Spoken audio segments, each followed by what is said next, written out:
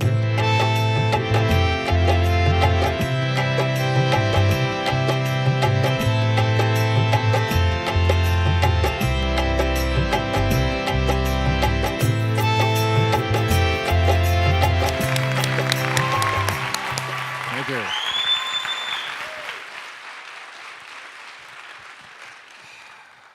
Wow. Thank you. Thank you. Thank you. My name is Wayne Dyer, and I'm 72 years old, and I have sex almost every day.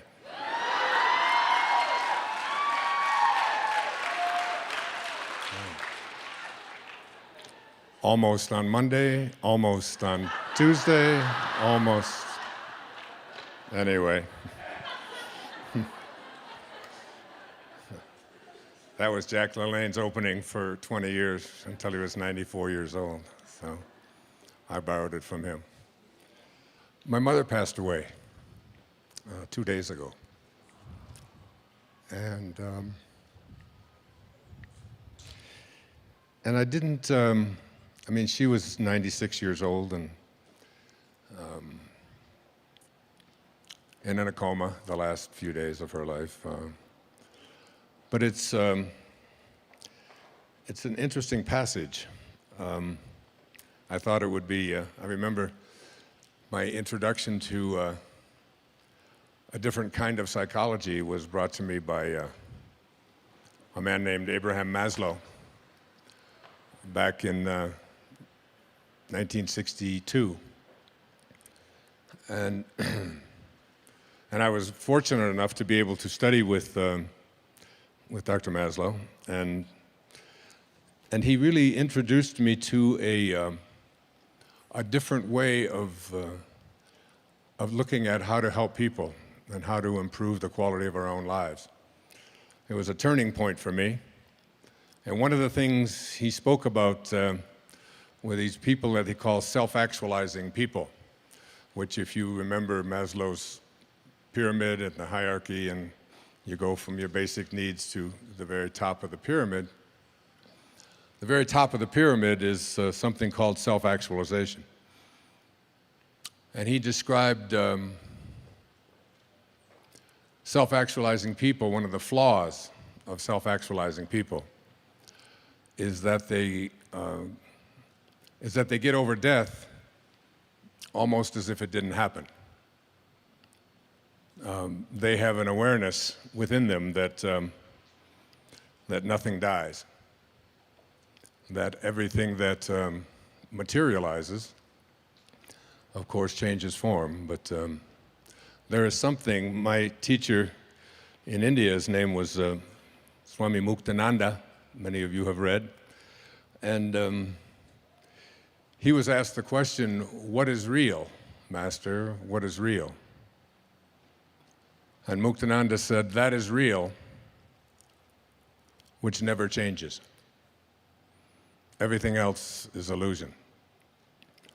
So I've been looking at, I've been thinking about Muktananda and thinking about Dr. Maslow, who passed away on the 7th of June, 1970. And that was the same day that I was walking across the stage in Detroit at Cobo Hall, receiving my PhD in almost the same hour. It was as if he had said to me, "I've explained this whole idea of self-actualization to the academic world. Now you explain it to the cab drivers and the school teachers and the nurses and the yoga students and everyone else." This whole idea that there is a higher place where each of us can reach right here while we're here. And I've been thinking about all of this since my mom left. And there's pictures of my mom all over my apartment on Maui. I have pictures of her on the wall when she was 10 years old in 1926. and another picture of her reading a poem that she wrote when she was 12 years old in 1928 about the election that year. Any of you remember the election that year? 1928. Smith or Hoover, who will it be? Both are running for the presidency. Smith is the thin one, Hoover's the fat. My, such an uproar. Where are we at? That was my mom at 12. And I have pictures of my mother at 30, and I have a picture of her sitting on my lap on her 75th birthday. And I look at that pictures and I say, which one of them is my mother? Was she that 10-year-old? According to Muktananda, that is real, which never changes, and all of us are here in bodies that we believe is who we are. We're totally convinced of it. I was in a 21-year-old body, and I can't find any part of it anywhere on the planet. But while I was in it, I was absolutely convinced that this is who I am. And then I moved into another body, and another body, and another body.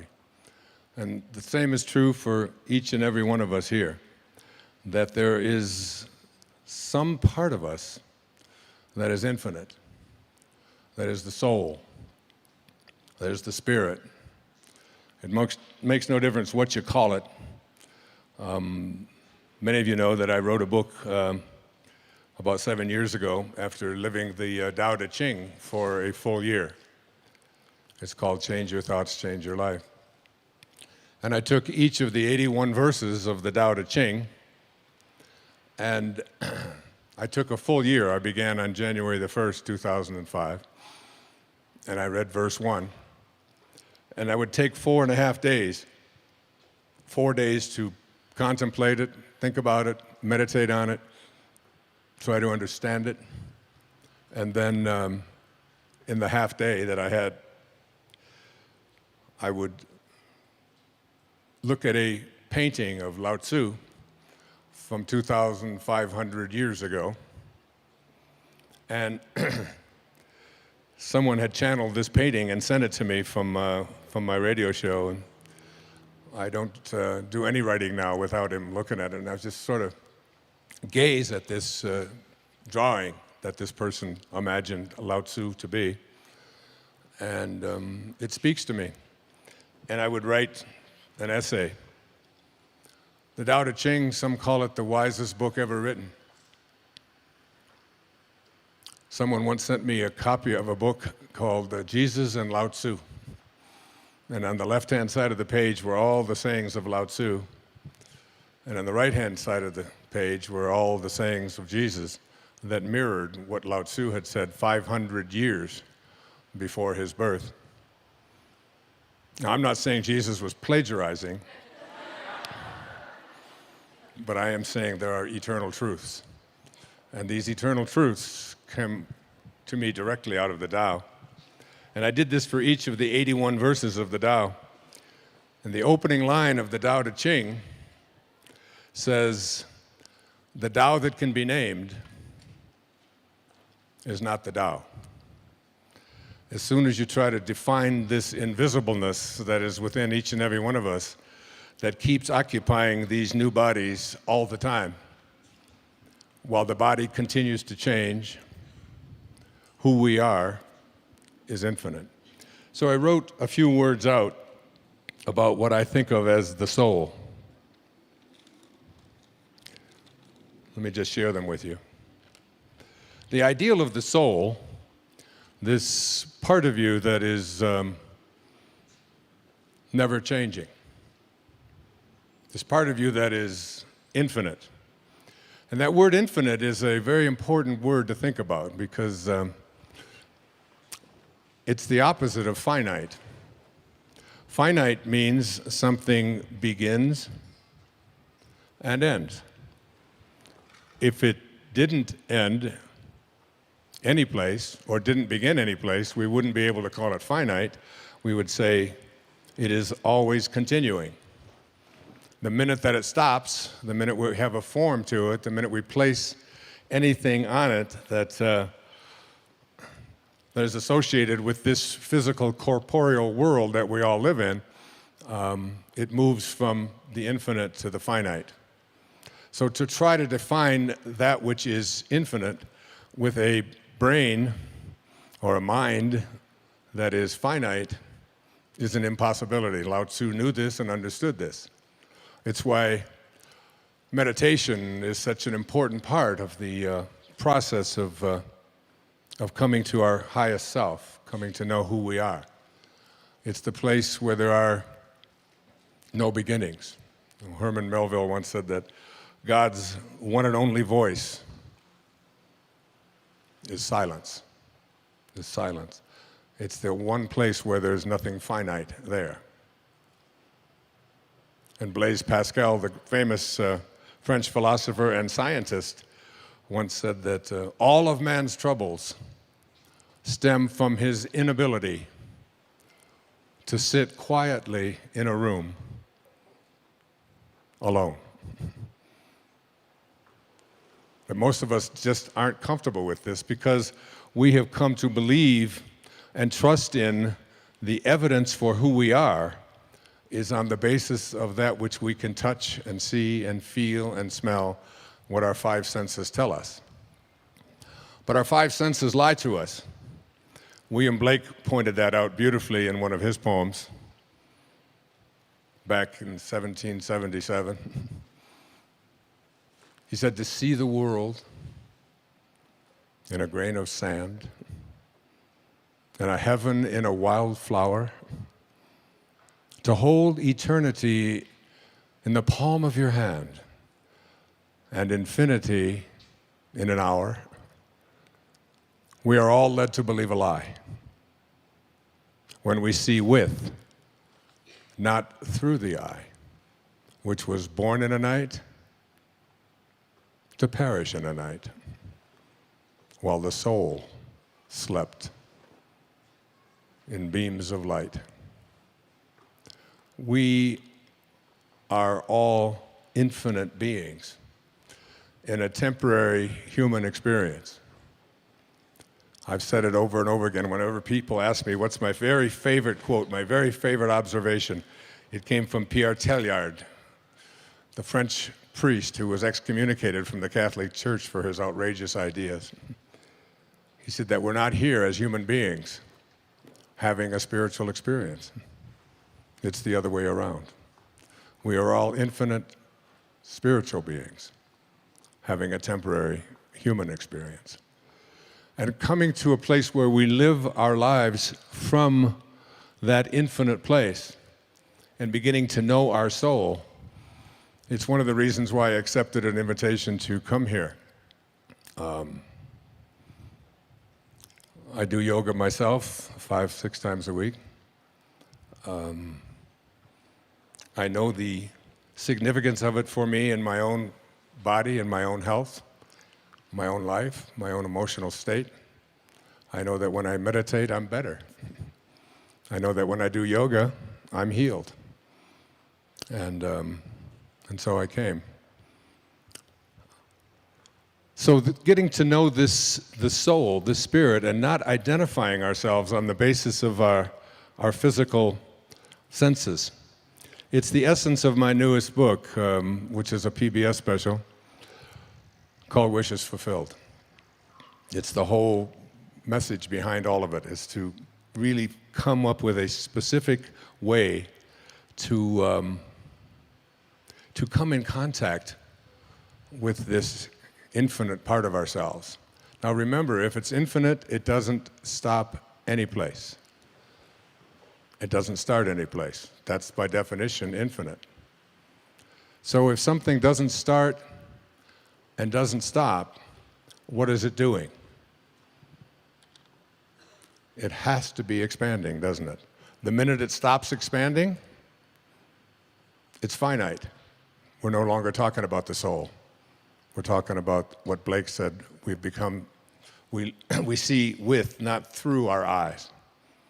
So here's what I jotted down.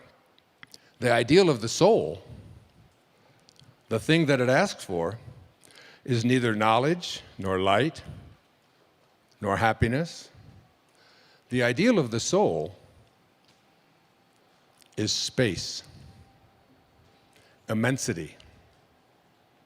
The one thing it needs more than anything else is to be free to expand and to reach out and to embrace the infinite. Yeah, the ideal of the soul is infinity because that's what the soul is. It is miserable when it is circumscribed or restricted in any way. Now, I have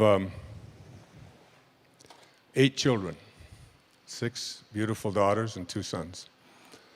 And one of the things that I know, I used to say that before I had children, I had 8 theories about how to raise children. And now I have 8 children and no theories. All right? But one of the things I know about children is that no one likes being told what to do. And this isn't just children, this is all of us. One of my favorite songs is a song from when I was back in high school. Oh, give me land, lots of land, and the starry skies above. Boy, you know it. Don't fence me in. Don't restrict me. Don't put boundaries on me. Don't tell me what I can do and what I can't do. Don't tell me how to be there. Don't tell me what to wear, what to think. Don't tell me how to do yoga. Don't tell me, I don't want to be told. This is the soul speaking, always. The soul is constantly having a desire to expand and grow. And anything or anyone that comes into your life that attempts to do that, you will find yourself fighting it and reaching back. Particularly will you find this in your yoga practice. Yoga, the word yoga means what? Union. Union with what? Your highest self. Union with God. This is what the highest self is.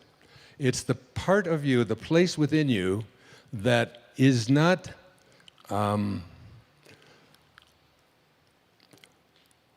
worshiping God. That's what religion has brought to us and taught us, that God is outside of us. It's the part and the place within you that knows that at your highest level, you are God. Each and every one of us. And when you are connected to the highest place within yourself, when you are connected to the God that you are, you have all the powers of the creative source of the universe. You become the Tao. The Tao becomes you. So, yoga, or union, is really a way of becoming a manifester. Now, in order to become a manifester, someone who was able to attract and place into their lives what they place their attention on, there are certain, we saw a lot about something called The Secret not too long ago on all the newspapers and magazines and on the news and always. And I was asked to be a part of that and stayed away from it for different reasons. Because for me, manifesting is not about attracting what you want. Manifesting is an awareness and an understanding that you attract what you are. I have been studying in depth something called the I Am discourses. And I'll share just a little bit about it here. But one of my very favorite quotes, this is from Unveiled Mysteries, says, The attitude of one person who wishes to work in conscious cooperation with the ascended host, with God, should not be, I wish I could go to them for instruction and pray to God or the source, that from which we all originated. T.S. Eliot said, we shall not cease from exploration. But at the end of all of our exploring will be to return to the place from which we originated and to know it for the first time. Now, the poet was speaking about dying, leaving the body. I'm not. I think we can come to know that place from which we originated and live from it. And then the words that Jesus spoke to us in the book of John, that even the least among you can do all that I have done and even greater things. It was Jesus who said, when he was about to be stoned for blasphemy, and he said, why would you stone me? And they said, you blaspheme, you claim to be God, you are a man.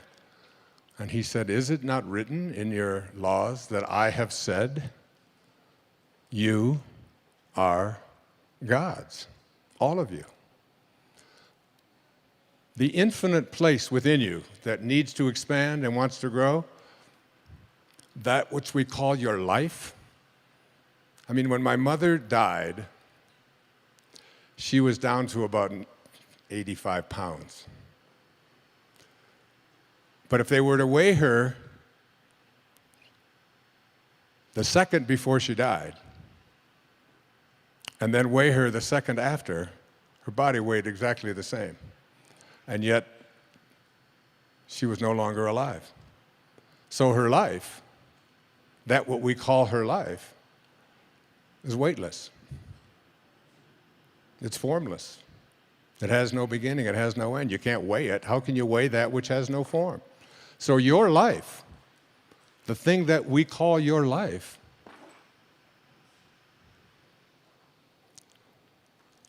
is God. That's what you are. That's what every single one of us are. So here's what Saint Germain said. The attitude of one who wishes to work in conscious cooperation with the ascended host should not be, I wish I could go to them for instruction, but rather, I will so purify, discipline, and perfect myself and become such an expression of divine love and wisdom and power, then I can assist in their work. Then I will automatically be drawn to them.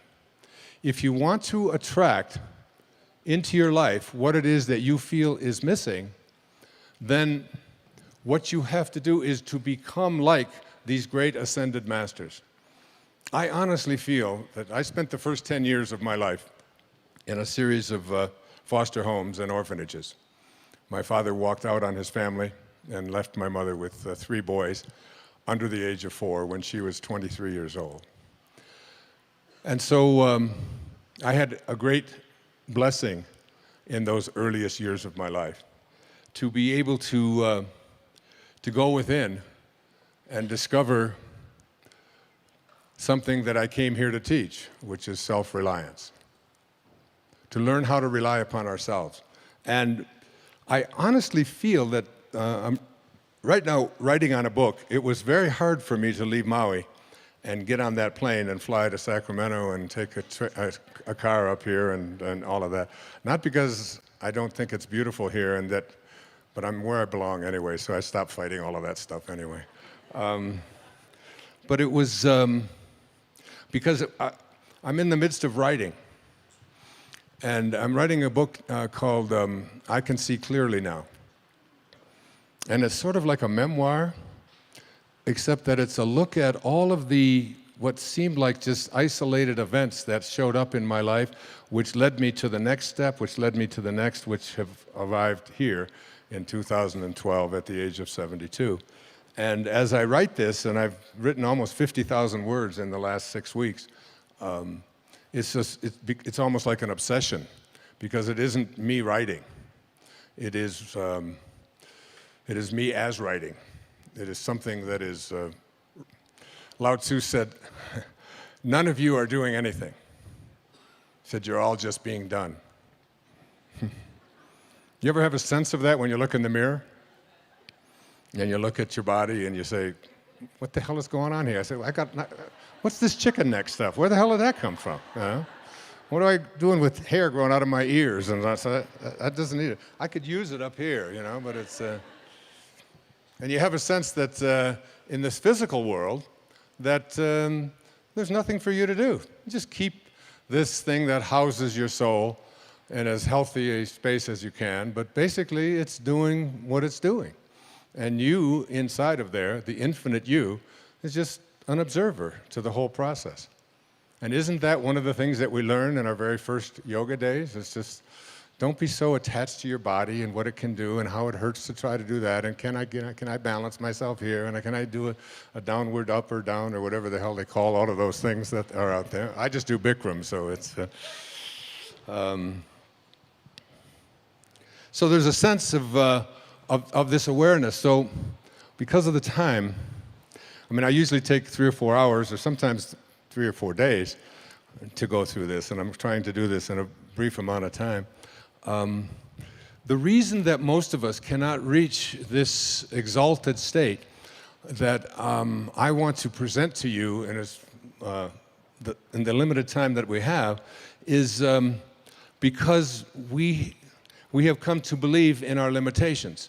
We've come to believe in our ordinariness. We've come to believe that who we are is not God, is not divine. All right?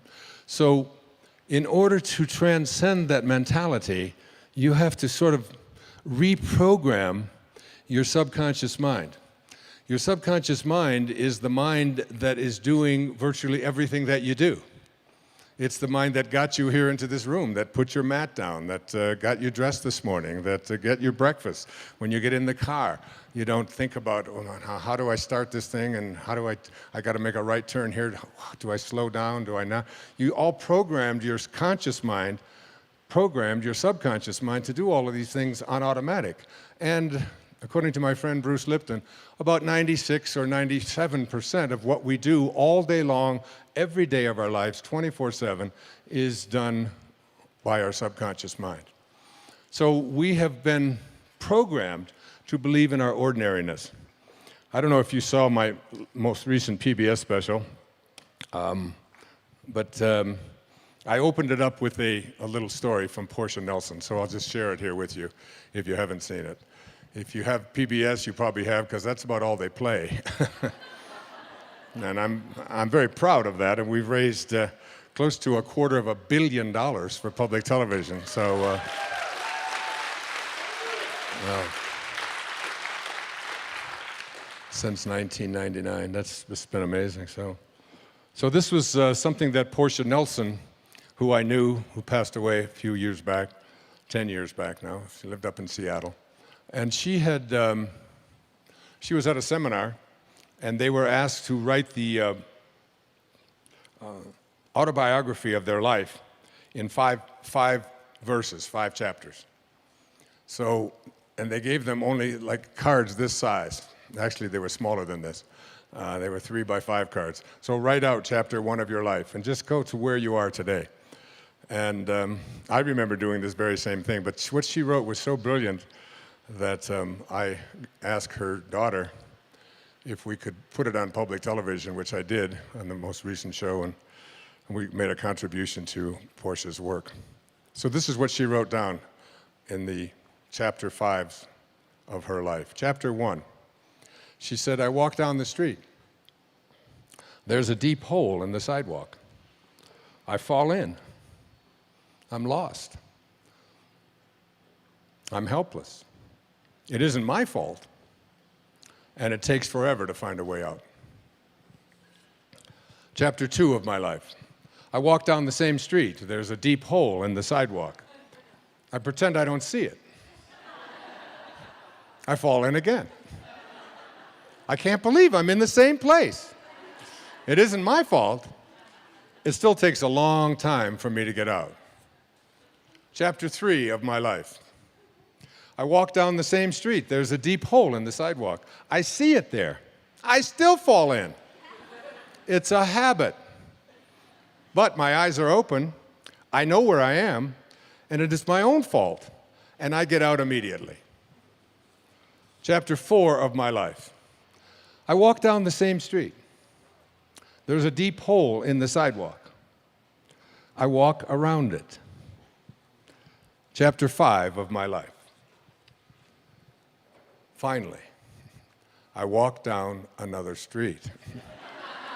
Isn't that great?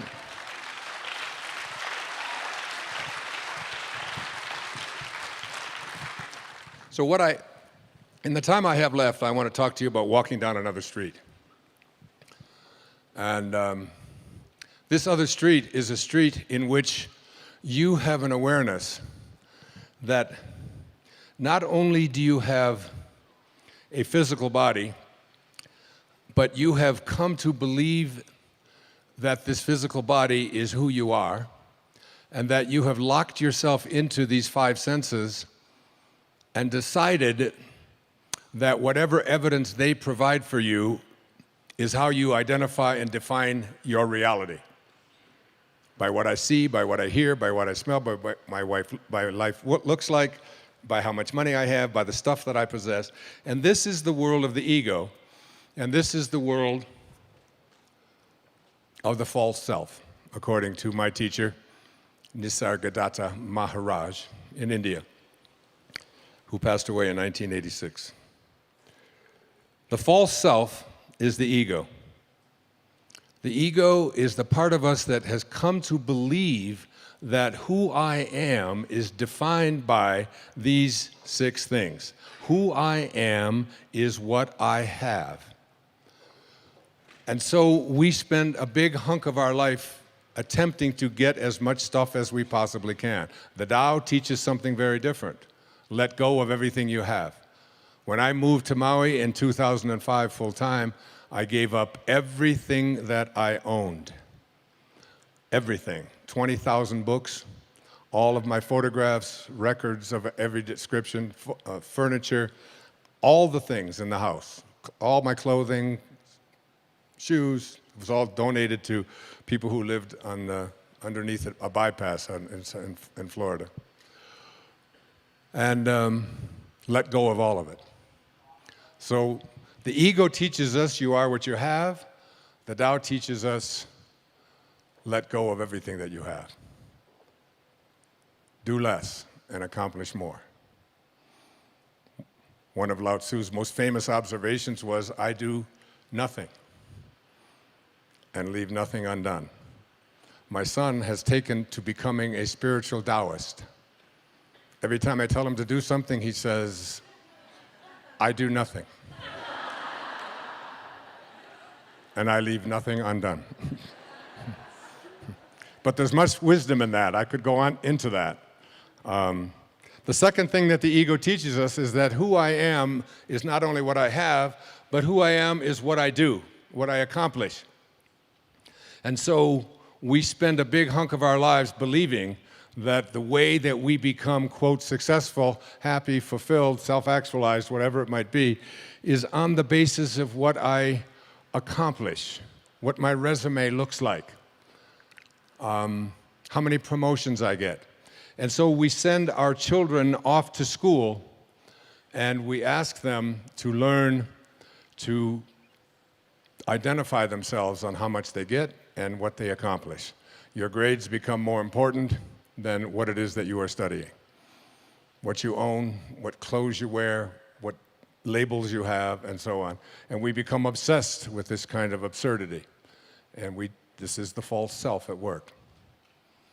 The third thing that the ego teaches us is that I am what other people think of me. I am my reputation. So becoming obsessed with our reviews, what people think of us, other people's opinions, getting the approval of others. We talk about peer group approval needs and so on. I have 8 children that aren't concerned about those things. They were never raised with that kind of a mentality. The whole idea of trying to please other people was something that they consistently heard from their mother and myself, that this isn't important to us. We're not attached to that. and this kind of an attachment. So the Tao teaches us that what you think of me is none of my business. What the ego teaches us is that what you think of me is the most important thing that I have, and so I'll do whatever it is that I need to do in order to get you to agree with me, to like me, to approve of me, and so on. The fourth thing that the ego teaches us, this false self, is that who I am is separate from everyone else. And so we are raised in this world of the false self, which teaches us that we have to be in competition with everyone else. We have to defeat someone else. Being number one is the most important thing, and you see people doing this all the time at football games and at badminton. You'll see it when the Olympics come up, you know, that the gold medal is more important than anything else, and if I don't, you'll see people weeping and sobbing over this idea that I have to be better than somebody else in order to be fulfilled in my life. The fifth thing that the ego teaches us is that I am separate not only from everybody else, but that I am separate from what's missing in my life. The Tao teaches us that there is no place that God is not. If there is no place that God is not, then God must be in you. And if there is no place that God is not, then God must also be in all that I perceive to be missing from my life. And therefore, in order to become a manifester and to attract into my life what I want, I simply have to realign myself.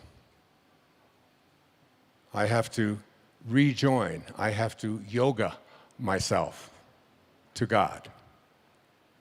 And the most egregious error of the ego is a belief system that says that who I am is separate from God, that God is something outside of me.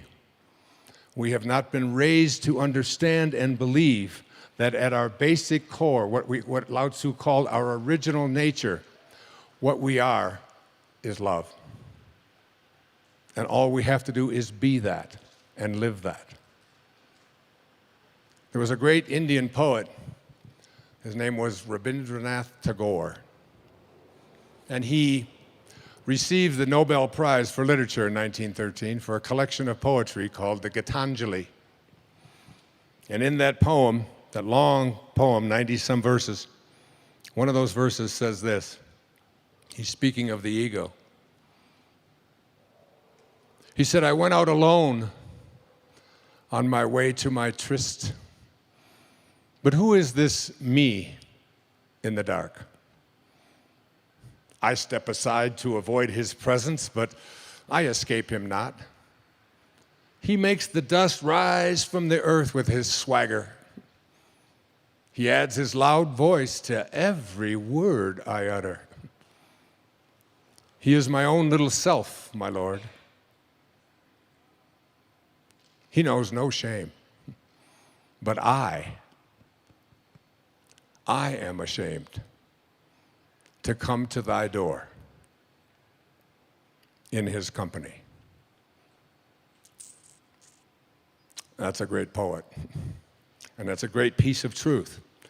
That in order to get to this place, I speak about, that Maslow spoke to me about and trained me to think about, called self-actualization, is that we have to stop evaluating who we are on the basis of those ego identifiers, and instead begin to see ourselves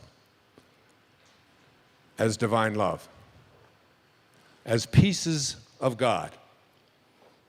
The Native Americans used to say that no tree has branches so foolish as to fight among themselves.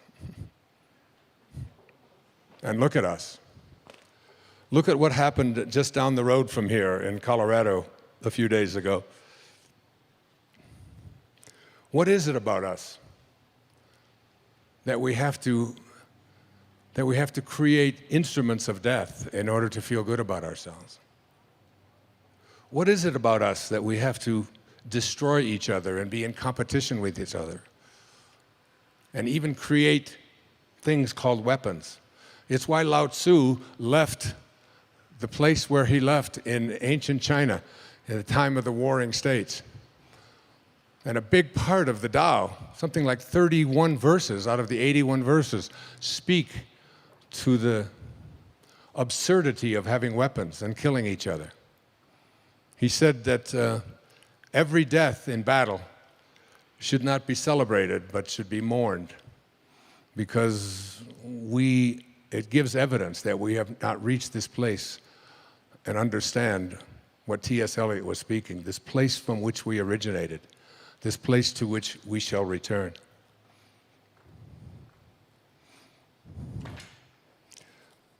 From A Course in Miracles, I jotted this down the other day. The memory of God comes to the quiet mind. It cannot come where there is conflict. A mind at war with itself remembers not eternal gentleness. What you remember is a part of you, for you must be as God created you. Let all this madness be undone for you, and return in peace to the remembrance of God, still shining in your quiet mind. Coming to know God, it's not about discovering something that resides outside of you. It's about remembering what's inside of you and living from that place. I don't believe that God is interested in us loving God. I believe God is interested in us loving each other and figuring out a way to do this regardless. And it's why I pray so hard for the idea that we will have people, especially in this election year, who will stand up and have the balls to say, it's time to stop making these weapons of mass destruction.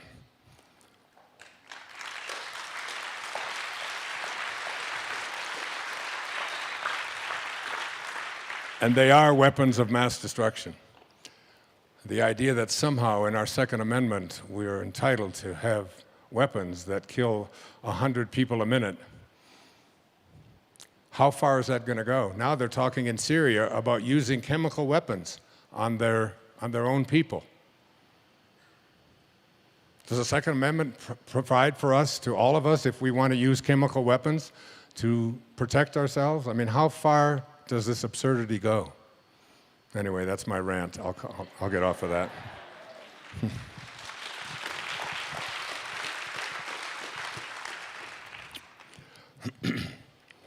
The way to this higher place within ourselves is understanding two very important words.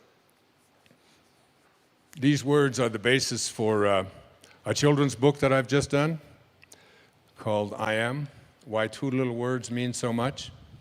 Any moms right here in the front? You a mom? Here, would you like to have this for your baby?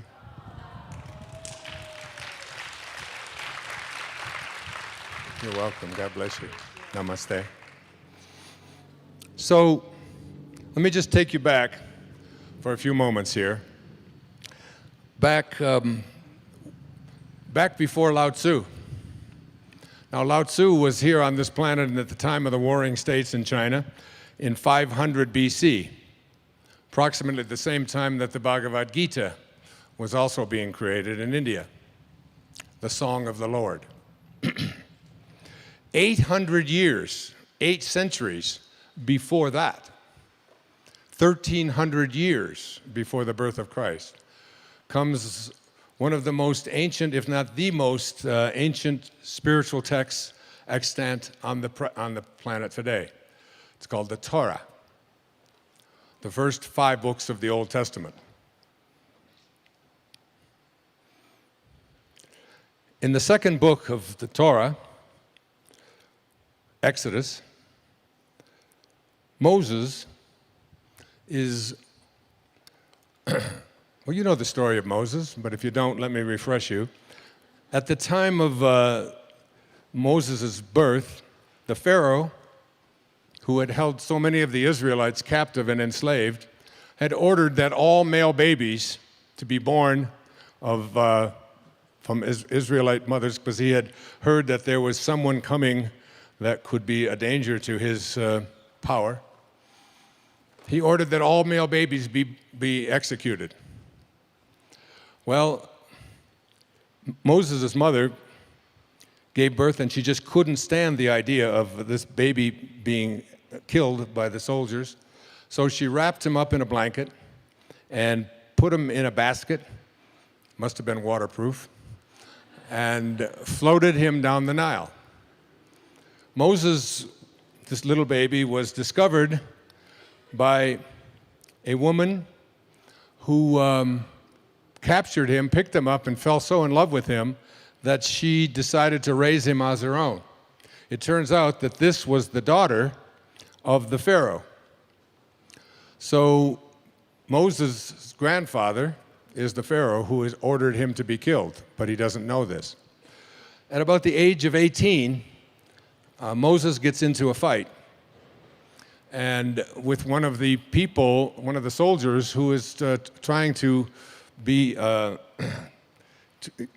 actually punish and kill one of the Israelites. And so Moses fights him and kills him and has to run away because he knows what his punishment will be.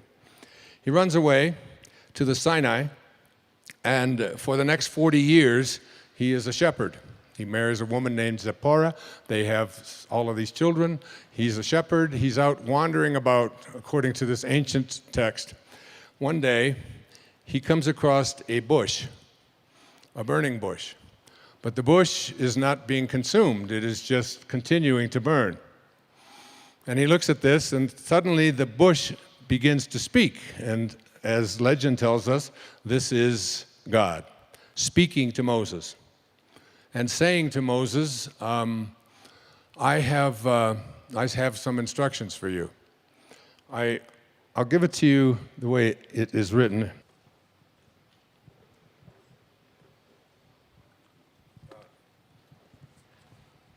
I just love this. So God calls out to Moses from this bush and says, Moses, Moses. And Moses responds with the words, here I am. These are the first words he speaks to God. Do not come closer, he said. Take your sandals off your feet, for the place where you are standing is holy ground. Then he continues, I am the God of your father, the God of Abraham, the God of Isaac, the God of Jacob. Moses hid his face because he was afraid to look at God. So God gives him this instruction. You are to go and free the people of Israel. So Moses says to God, who am I that I should go to Pharaoh and that I should bring the Israelites out of Egypt? He answered, I will certainly be with you, and this will be the sign to you that I have sent you. When you bring the people out of Egypt, you will all worship God at this mountain. Then Moses asked God, if I go to the Israelites and say to them, the God of your fathers has sent me to you, and they ask me, what is his name? What shall I tell them? Now, the only place in all the spiritual texts where God gives his name is right here in this passage. Same name that you have. God replies to Moses, I am that I am. This is what you are to say to the Israelites. I am has sent me to you. God also said to Moses, say this to the Israelites, Yahweh, the God of your fathers, the God of Abraham, and this is my name forever. This is how I am to be remembered in every generation to come, which is our generation. All right? So, the name of God is I am. That I am. Now, every time you use the name I am, you are using the name of God. How do you use this name? Do you say, I am sick? Many of you know that I have been diagnosed with leukemia. And I generally start out my talks by saying, I am well. I am perfect health. I am that. I am. That is my affirmation. That is how I live. That is how I breathe. That is how I believe. Now, in the book of Joel, there's a line that says, "Let the weak man say, I am strong." Now, one of the things that I want to leave you with here in the time that I have with you today is for you to become conscious of how you use this term, I am. I have a CD, along with my friend James Twyman, that is, what they did with this is, it comes from the Moses Code, which is a book I encourage you to look at, by James Twyman. And what they did is they took the sound in Hebrew of the letters that mean I am that I am. Supposedly, this is what God said to Moses. And they have associated the sound with what those letters meant back 1,300 years before the birth of Christ, or 3,300 years ago, and come up with the sound. The sound is a meditation that I do every day. And what I recommend that you do, you want this, don't you? Oh, you have it? Oh, you have it, great. All right, you got it. So what I encourage you to do in terms of manifesting, before I get into the principles, is to take out a piece of paper sometime when you're at home, and it sounds like a silly thing to do, but I want you to do it. And I want you to write at the top of that page the word that, T-H-A-T, that, okay? And under that heading, whatever it is that you would like to attract or manifest into your life, I would like you to just write that down, all right? So if it's a job that you want, if it's a relationship that you want, if it's a healing that you want, if it's abundance that you want to attract into your life, whatever it is, just place it underneath that. And come to a place in your life where it is spoken about in the book of Romans, in the New Testament. He calls those things which do not exist as though they did. You must be able to get to this place in your life where you don't use the evidence of your senses, what your eyes tell you, what your ears tell you, what your stomach tells you, what you see written down, what the internet tells you. You want to be able to be in a place where you are living from the end as if what you would like to manifest is already there.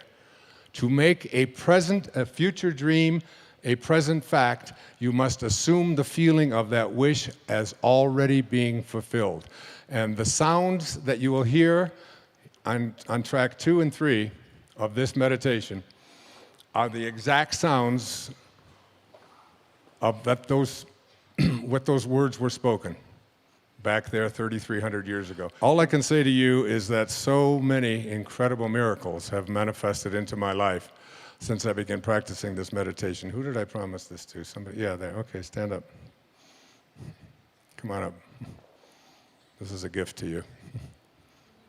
There you are. Enjoy it. God bless you. Yeah. So, this arrived in my home about a year before I started writing Wishes Fulfilled. And it's called the I Am Discourses. The I Am Discourses are, I think, one of the great spiritual texts on the planet today. You can pick it up, especially Volume 3. It's published by the Saint Germain Press. Saint Germain is, I believe, because I'm a student of Yogananda, and Sri Yukteswar, his teacher, who was born on the same day I was in only 1855 instead of 1940, like me. And they speak about this saint that is capable, who always keeps a young body. His name is Babaji. How many have heard the name Babaji? Yeah, this is an audience. I don't have to ask that. Saint Germain is Babaji, in my opinion. This is someone who shows up in a young body. And when you read Ascended Masters Training, The Unveiled Mysteries, The Magic Presence, and the I Am discourses, which I have read all of them and studied them before I actually channeled Wishes Fulfilled. But let me just share with you just something here at the very beginning of it. This I can do without glasses. Life, in all its activities, everywhere manifest, is God in action. Remember what I said earlier, the life in your body is weightless, and it is God. It is what you originated from, it is what you will return to. It is where my mom is right now. And it is only through lack of the understanding of applied thought and feeling that mankind is constantly interrupting the pure flow of that perfect essence of life, which would, without interference, naturally express its perfection everywhere. Saint Germain has come to me. I feel as if I have spoken to him. And one of the things that I know from Saint Germain, from Babaji, is that it's only 1 in a million people who spend any amount of their time giving thanks to the I Am presence that is your very essence, your being. Not giving thanks for all of the bounty that you have in your life and for your health and for all of the nice things, but to be in a state of gratitude for the awareness that who you are is this divine essence, this divine being. And when I do the meditation, one of the things that I say is I am in a state of continuous gratitude for the I Am presence that speaks through my mouth and through my body and through my writing and so on. It's staying in constant contact with the awareness that there is something divine that is what I am. And every time I use this word, I am. The natural tendency of life is love, peace, beauty, harmony, and opulence. This, by the way, is what Lao Tzu said as well. For life cares not who uses it, but is constantly surging to pour more of its perfection into manifestation, always with that lifting process which is ever inherent within itself. I am is the activity of that life. How strange it is that students with sincere interest do not seem to get the true meaning of those two words. When you say and feel, I am, you release the spring of eternal, everlasting life to flow on its way unmolested. In other words, you open wide the door of its natural flow. When you say, I am not, you shut the door in the face of this mighty energy. I often tell my audiences, God didn't say when Moses asked, what is your name and who shall I say sent me? He didn't say, my name is I hope things work out for you. He said, my name is I am that I am. That meaning, when he says I am that, that was Nisargadatta's great autobiography, or biography, and a book that I have studied for 30 years now. And he was known as the I Am Guru in India. And these two words, I am, have so much power within them. I am is the full activity of God. Having placed before you so often the truth of God in action, I wish you to understand its first expression in individualization, in you, all right? The first expression of every individual everywhere in the universe, either spoken word, silent thought, or feeling, is I am, recognizing its own conquering divinity.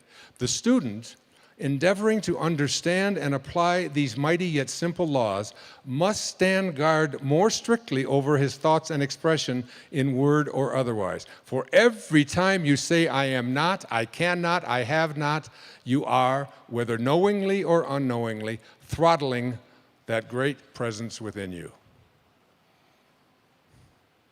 So, could God say, I am depressed? Could God say, I am sad? Could God say, I am unhappy? I am miserable? Not possible. And every time you say that, you blaspheme.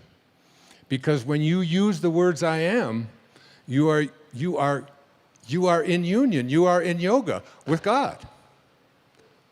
So when I do my yoga practice, and there's certain of these postures that and asanas that I have a little more difficulty with others, especially balancing ones and so on.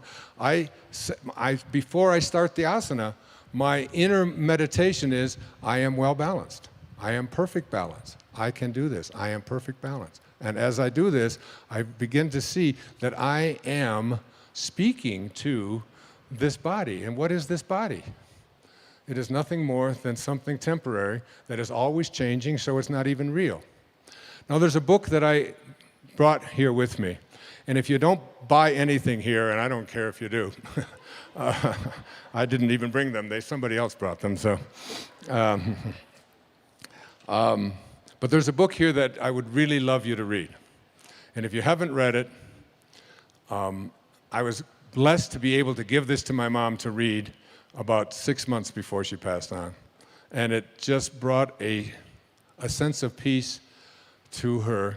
The book is called Dying to Be Me: My Journey from Cancer to Near Death to True Healing, by Anita Moorjani. I wrote the foreword to this book.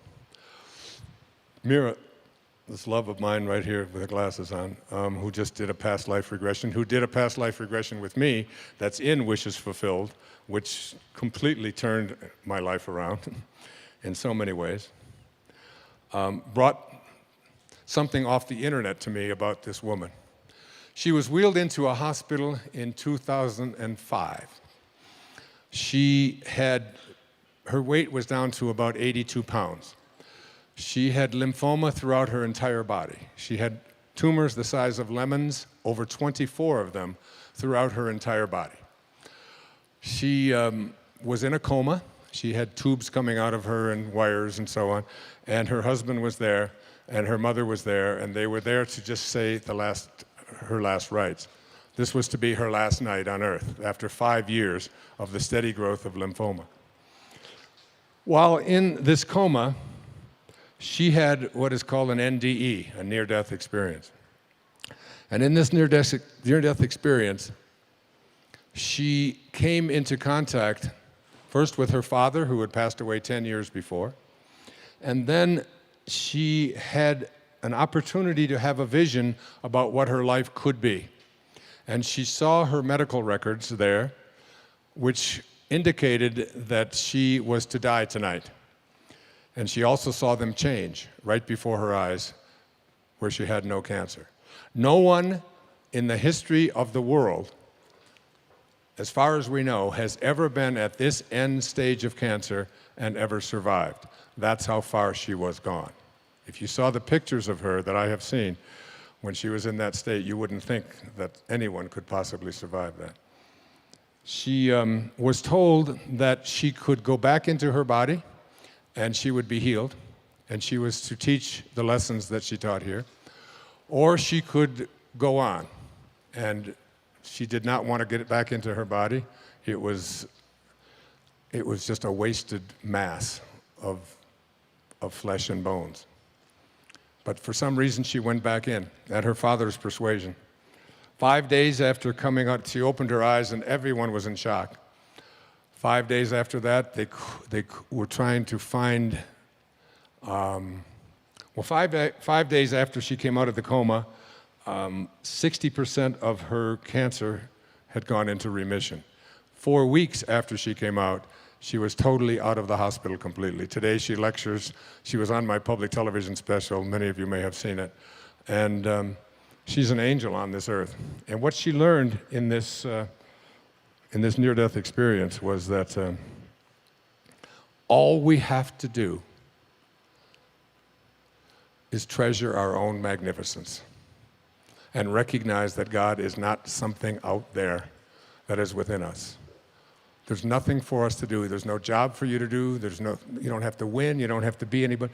Who in this room has cancer? Somebody does. Where? Anyone? Where are you?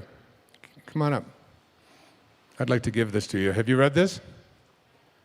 Well, I'd like to give this to you as a gift.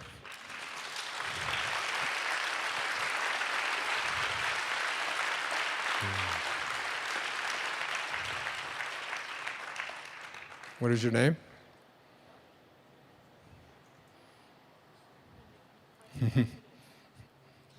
Kelly, this is going to change your life. I'd like you to say the words, I am well. I am well. I am perfect health. I am perfect health. God bless you. Namaste.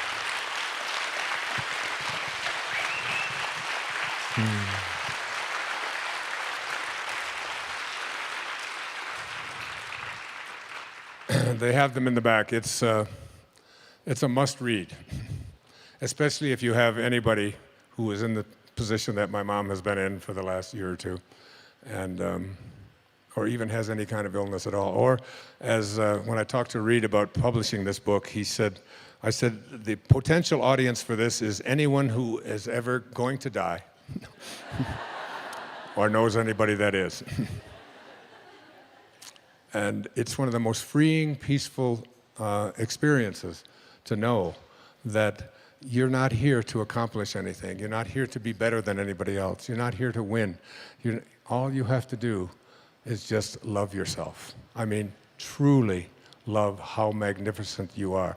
And that's what I meant when Saint Germain spoke to me and said, it's all you have to do is spend 15 minutes being in a state of appreciation for the I am presence that you are. Now, one of the things that the I am discourse has taught that I was having trouble with this whole idea of manifesting is written on page 318. And I'd like to give this to you as we get ready to close. The student should constantly look within his human self and see what habits or creations are there that need to be plucked out and disposed of. For only by refusing to any longer allow habits of judging, condemning, and criticizing to exist can he be free. Are you hearing this? The true activity of the student is only to perfect his own world, and he cannot do it as long as he sees imperfection in the world of any of God's children. That includes the person who opened fire in Aurora. That includes Osama bin Laden. That includes Adolf Hitler. Any judgments that we have of judgment, criticism, and condemnation. And I wanted to manifest something so bad for such a long period of time, but the person that was involved in it, I kept having this sense of judgment toward this person. And it wasn't until I was able to say, I accept you for what you are. It's what led me to my father's grave in 1974. And I stood there after being sent there by a series of just absolutely impossible coincidences. I stood there on his grave after being filled with rage and hatred and anger and bitterness towards this man who would walk out on my mother and her 3 young boys. I was the youngest. And I finally found out about his death, that he had been dead 10 years, but I went to his grave in 1974 on August the 30th. And as I walked away from his grave, because I really went there to piss on his grave, I was so just filled with rage in him. And as I walked back to the rent-a-car, something called me back, and I went and stood there looking at this plate on the ground that said Melvin Lyle Dyer, 1914 to 1964. And something came over me. In fact, we've made a film about it, another film called My Greatest Teacher. And I was able to say to my father, from this moment on, I send you love. Who am I to judge you and condemn you? You did what you knew how to do, given the conditions of your life. And I accept you for it. Mark Twain once said that forgiveness is the fragrance that the violet sheds on the heel that has crushed it. On the heel that has crushed it. Enjoy it. My greatest teacher. Who was my greatest teacher? After that, my entire life changed. I stopped drinking. I started exercising. My writing shifted. I went back to New York. I was professor at St. John's University in New York City. I took 2 weeks to go down to Fort Lauderdale, Florida, checked into the Spindrift Motel, and wrote a book called Your Erroneous Zones in 14 days. 14 days. Today, there's close to 100 million copies in 47 languages around the world. And everything in my life after that shifted. My diet changed, my habits changed, everything turned around because I got the rage out of me. Because in order to attract the elements that are going to bring you the ability to manifest into your life what you want, remember how I opened this program. We do not manifest what we want. That comes from a place of missing. We manifest what we are. The angels who will guide you throughout your life will only be there for you when they recognize themselves in you. And they cannot recognize themselves in you and guide you when you are filled with hatred, anger, judgment, condemnation, bitterness, fear, anxiety, stress. You have to let all of that go and be love. Be in this place of perfect divine love. Love for everything and everyone on our planet. That's self-actualization at work. And the principles for bringing this about into your life are the last 5 chapters of Wishes Fulfilled. But basically, what it says is, the greatest gift that you've ever been given is the gift of your imagination. Your imagination is yours to be able to do anything you want with. You can place any thought in there with the awareness of I am.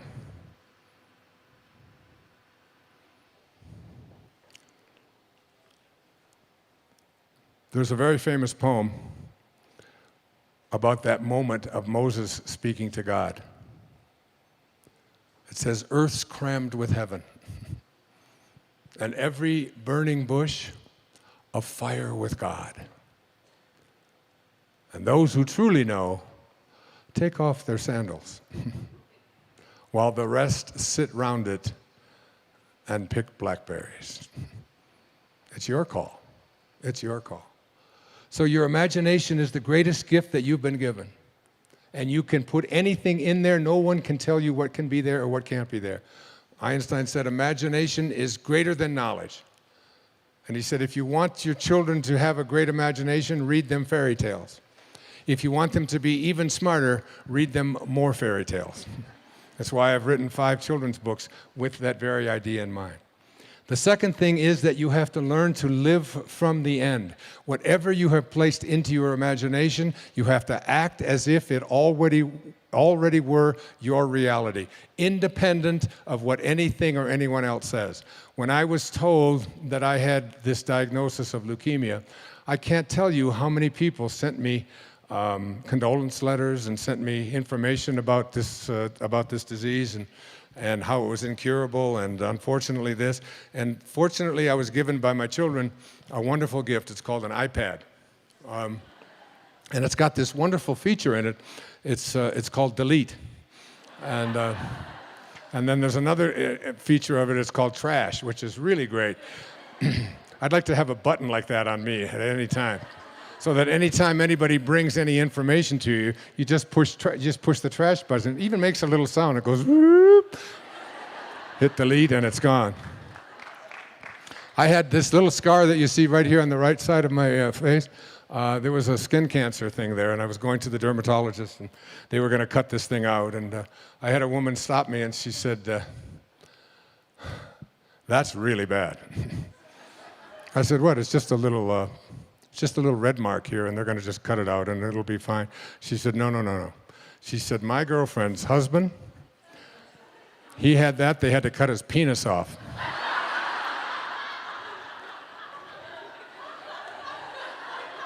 I said, just got a little red mark on my chin, and that couldn't possibly. Trash, right? You want to be very careful, because there's always people out there who are willing to send you messages about how terrible something is going to be. The third of these principles is the principle of, I call it, assuming the feeling of the wish fulfilled.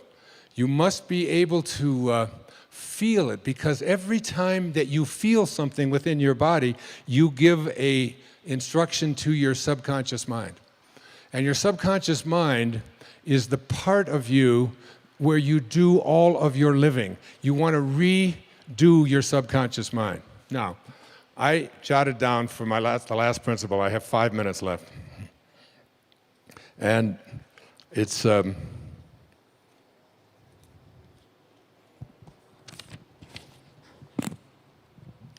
this is from the book of Job. Now, tonight, I'm going to give you guys such a gift.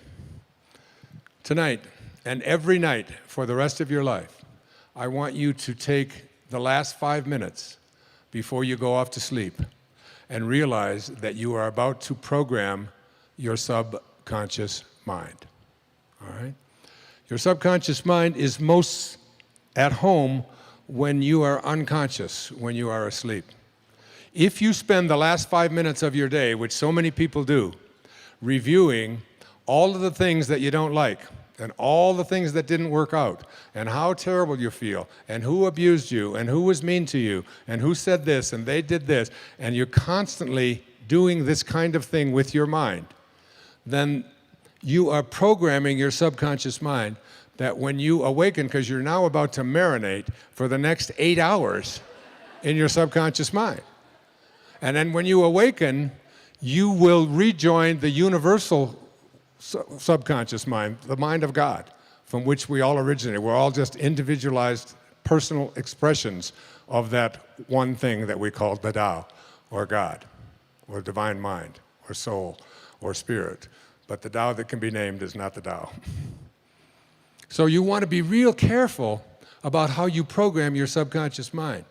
This is from the book of Job. In a dream, in a vision of the night, when deep sleep falls upon men while slumbering on their beds, then he opens the ears of men and seals their instruction. Job 33, 15 and 16. When you are slumbering on your bed,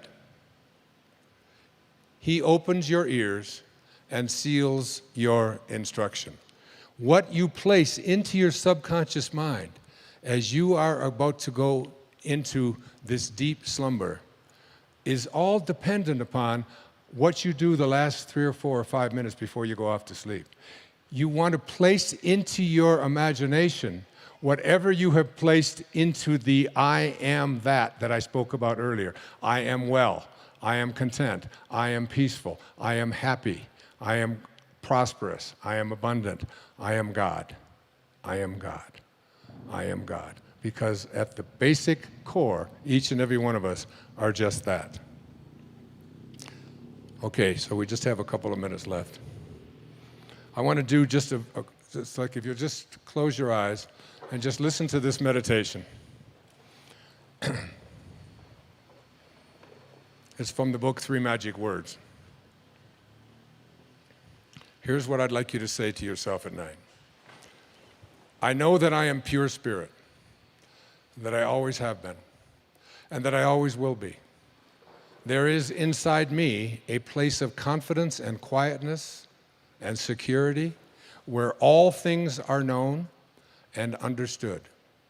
This is the universal mind, God, of which I am a part, and which responds to me as I ask of it. This universal mind knows the answer to all of my problems. And even now, the answers are speeding their way to me. I needn't struggle for them. I needn't worry or strive for them. When the time comes, the answers will be there. I give my problems to the great mind of God. I let go of them, confident that the correct answers will return to me when they are needed.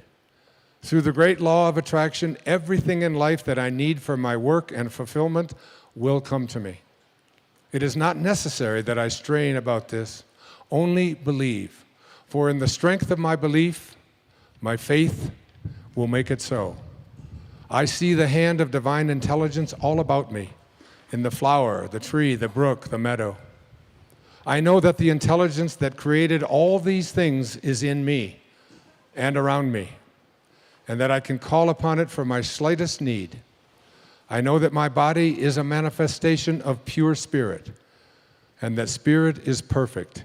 Therefore, my body is perfect also. I enjoy life, for each day brings a constant demonstration of the power and wonder of the universe and myself. I am confident, I am serene, I am sure.